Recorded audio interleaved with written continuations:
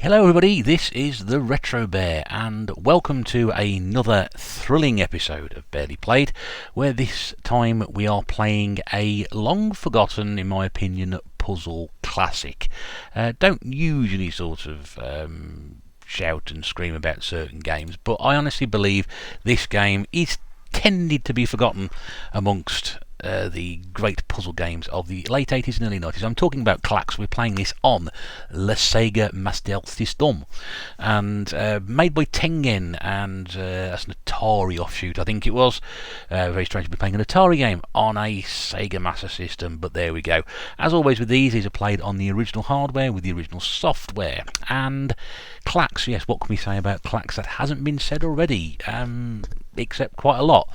Of course, this was the 1990 this came out, I believe, and this was around the time where Tetris was ruling the world with its simplicity of block puzzle gaming, which spawned 1,000 spin-offs, and also, more importantly, Columns, which tends to be picked up as the other puzzle game and is available on practically every single Sega compilation that you can think of. So this is slightly different. It's very much the same sort of thing. It's blocks or tiles, and you have to arrange them in a pattern to score points. In this case, is blocks of 3 in the same colour, which is called a Klax, not a klaxon, or a Klingon, which is completely different.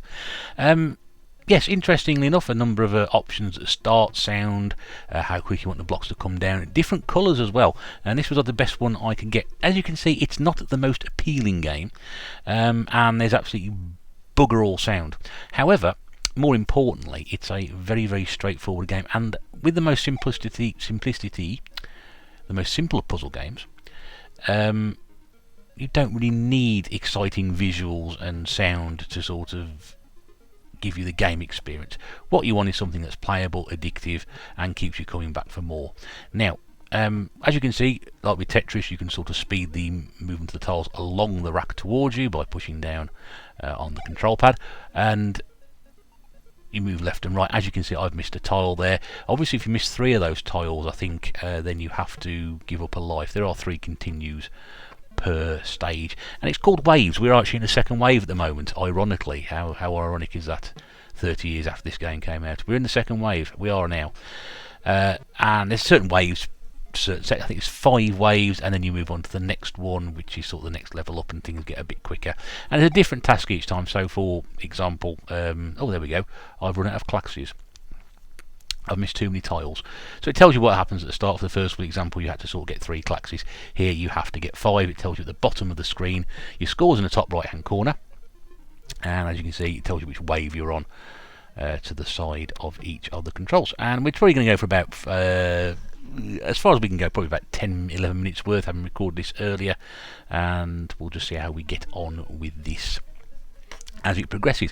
But I mean, in terms of the sort of the game, it is a puzzle game. It's, you know, it is what it is. But if you like this sort of thing, then yeah, this is a game sort of gone. And again, you know, there are other games from this era. I'm sort of thinking of Puzznik and Plotting, which I think were arcade games, but I also played those on the Amiga, and those were very, very addictive. We've mentioned Tetris, Columns. I know a lot of people hate Columns. I mean, Columns for me, I don't know. I don't mind Columns at all. I think it's good fun.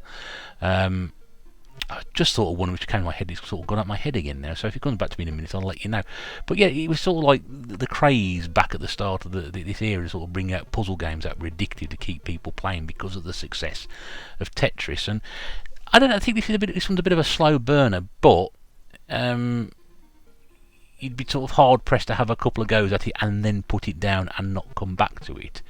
You'd probably want to keep going a little bit, because it's as we say, stages, you know, they call it waves, sort of stages, 1 to 5, 6 to 11, 11 to 16, if you keep going, and they get progressively more difficult. This one, for example, we're doing diagonals. Now, you've got to make sure and keep an eye on what's coming down, so you can program or plot where your blocks are going to go. You can still do Klaxes like that, but you've got to make sure that the task at the bottom, diagonals, to go like there. Still not done that one. That's a straight line, isn't it? By horizontal line. Until you get that target done, you can't move on to the next stage.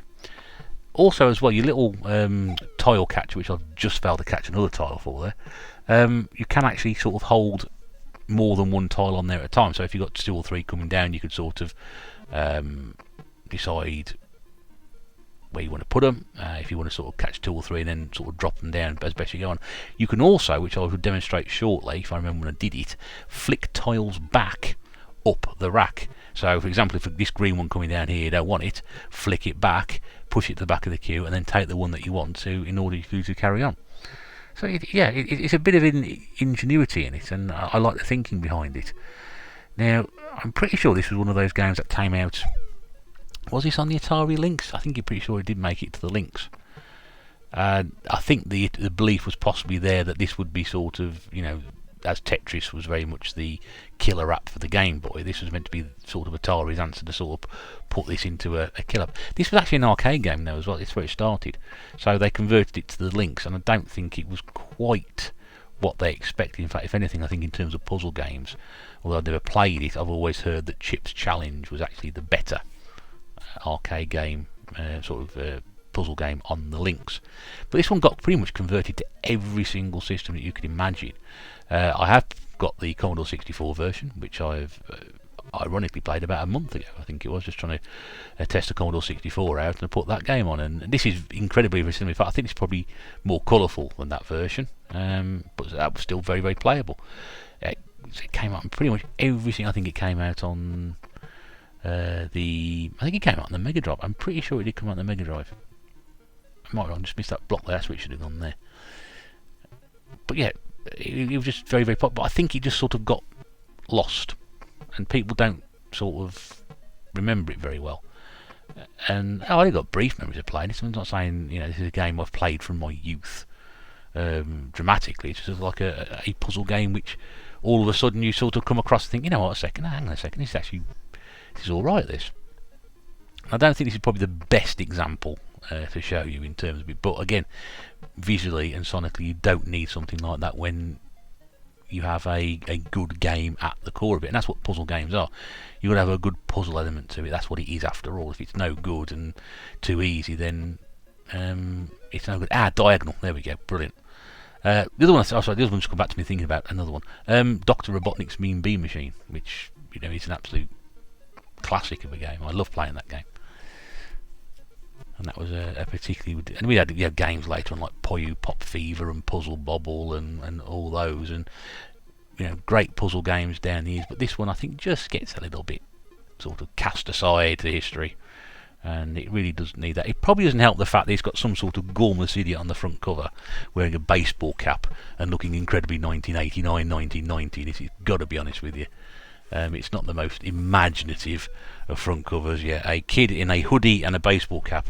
Ironically, he's wearing glasses by the looks of it as well, playing an arcade version of it. So it's hard to imagine that something like this you'd put this in an arcade, and some people would actually go and put money into it. I'm not quite sure. So this version has one player. You can use the Sega control pad, which I only realised after years after owning a Sega Master System, I've actually got a third-party control pad. It's not an official Master System one, but I do have one. It's just in the other room, and I'm not using that and running through and getting that to pick that up.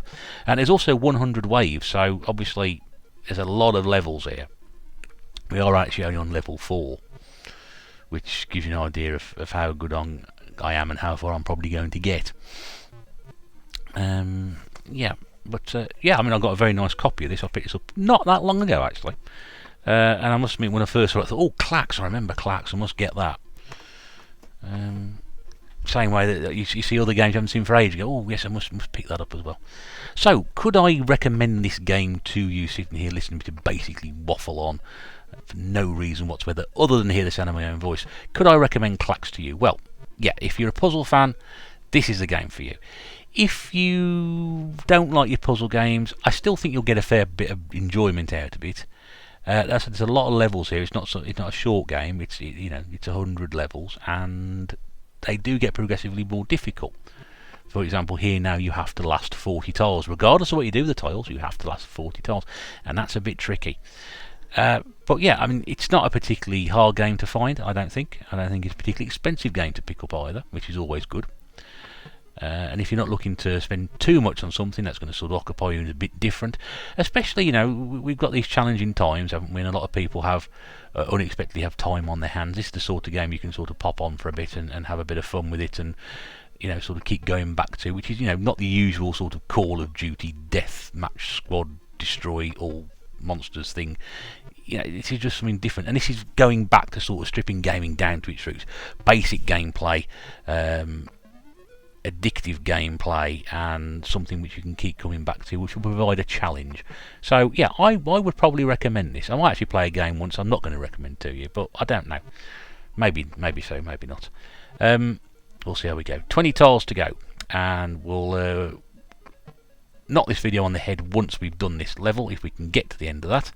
I'll start wrapping up now by saying this is the Retro Bear saying thank you very much indeed for tuning into this slightly different episode of Barely Played. If you have enjoyed this, don't forget to like, subscribe, comment, and tick the notification bell for more videos when they go up, and I promise you they won't all be about the Wii collection.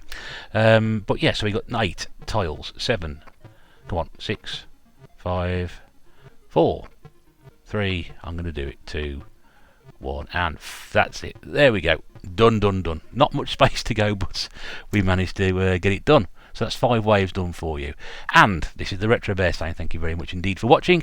Thank you very much indeed for listening. We will see you again very, very soon. But until then, take care and bye for now.